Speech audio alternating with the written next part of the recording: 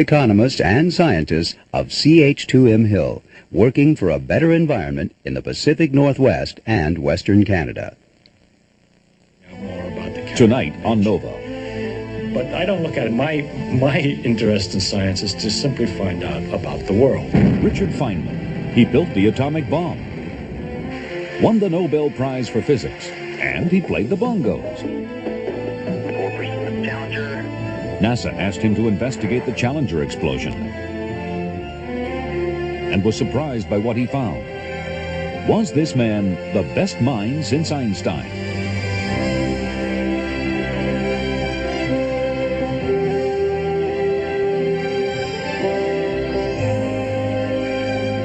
And by annual financial support from viewers like you. I had a conversation about flying saucers some years ago with laymen. Because I'm scientific, I know all about flying saucers. So I said, I don't think there are flying saucers. So my antagonist said, is it impossible that there are flying saucers? Can you prove that it's impossible? I said, no, I can't prove it's impossible. It's just very unlikely. That, they say, you are very unscientific. If you can't prove it impossible, then how can you say it's likely, that it's unlikely?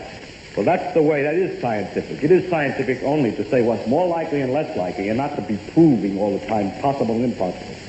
To define what I mean, I finally said to him, listen, I mean that from my knowledge of the world that I see around me, I think that it is much more likely that the reports of flying saucers are the result of the known irrational characteristics of terrestrial intelligence rather than the unknown rational efforts of extraterrestrial intelligence. Theoretical physicist Richard Feynman was born in New York City in 1918 and died of cancer in Los Angeles in 1988. During an extraordinary life, his highly original approach to physics won him a Nobel Prize.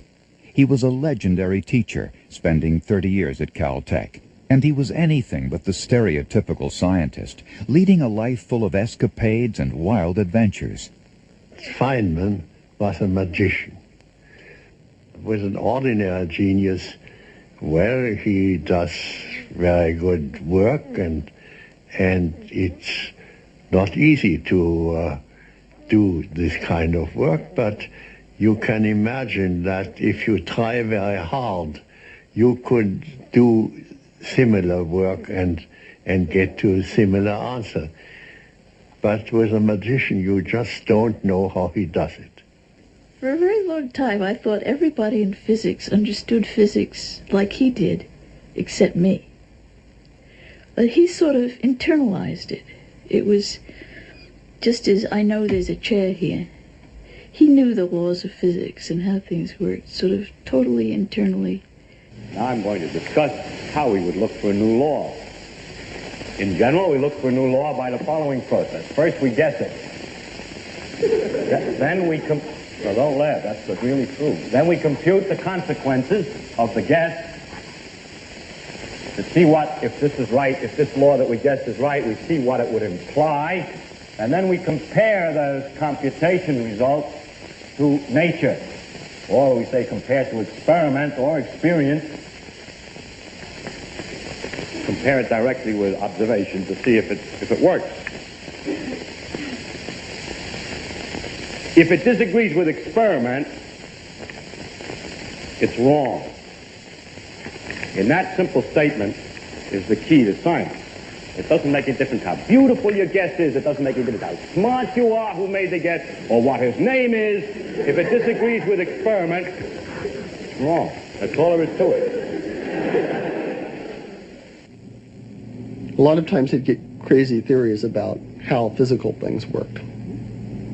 But he was always putting his theories to the test. And that was a great thing about Richard, is whenever you ask a question and couldn't think of the answer, he'd always say, well, what experiment can we do to figure it out?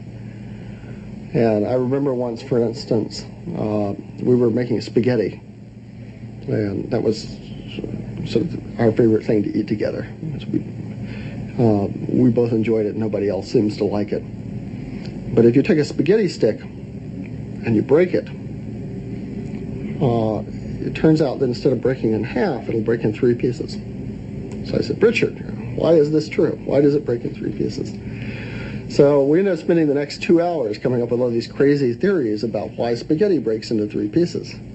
And in fact, we ended up doing all these experiments, like breaking it underwater because we thought it might dampen the sound, and we had some theory of breaking it at all kinds of different distances, or putting it on a table and breaking it off the edge and things like that.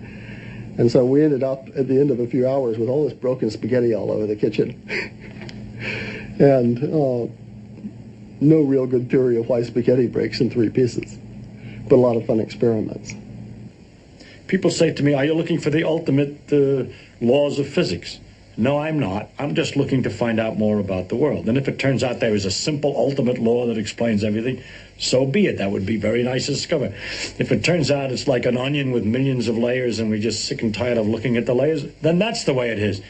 But whatever way it comes out, its nature is there, and she's going to come out the way she is. And therefore, when we go to investigate it, we shouldn't pre-decide what it is we're trying to do, except to find out more about it.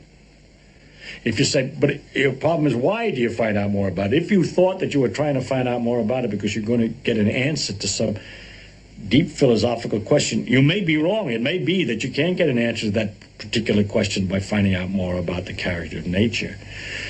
But I don't look at it. My interest in science is to simply find out about the world. And the more I find out, the better it is. I like to find out. Melville Feynman, a struggling businessman, transferred his own dream of becoming a scientist to his son Richard. He had taught me to notice things, and one day when I was playing with a little wagon for children to pull around, it had a ball in it. I remember this. It had a ball in it. And I pulled the wagon, and I noticed something about the way the ball moved. So I went to my father and I said, say, Pop, I noticed something. When I pull the wagon, the ball rolls to the back of the wagon. It rushes to the back of the wagon. And when I'm pulling along and I suddenly stop, the ball rolls to the front of the wagon. I said, why is that? And he said, that, he says, nobody knows. He said, the general principle is that things that are moving try to keep on moving. And things that are standing still tend to stand still unless you push on them hard. And he says, this tendency is called inertia, but nobody knows why it's true.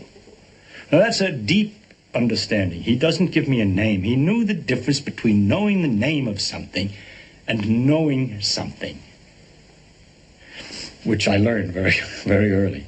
He went on to say, if you look close, you'll find the ball does not rush to the back of the wagon, but it's the back of the wagon that you're pulling against the ball, that the ball stands still. Or as a matter of fact, from the friction, starts to move forward, really, and doesn't move back. So I ran back to the little wagon and set the ball up again and pulled the wagon from under it, and looking sideways and seeing indeed he was right, the ball never moved backwards in the wagon when I pulled the wagon forward.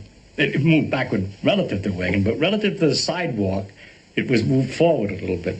It's just the wagon caught up with it.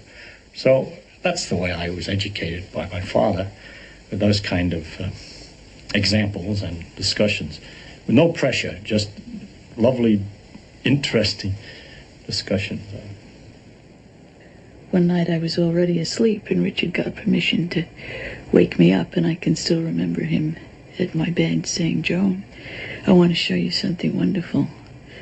And I got out of bed and we walked down the street to a golf course and walked out in the middle of the golf course, and he said, look up. And there in the sky was an aurora.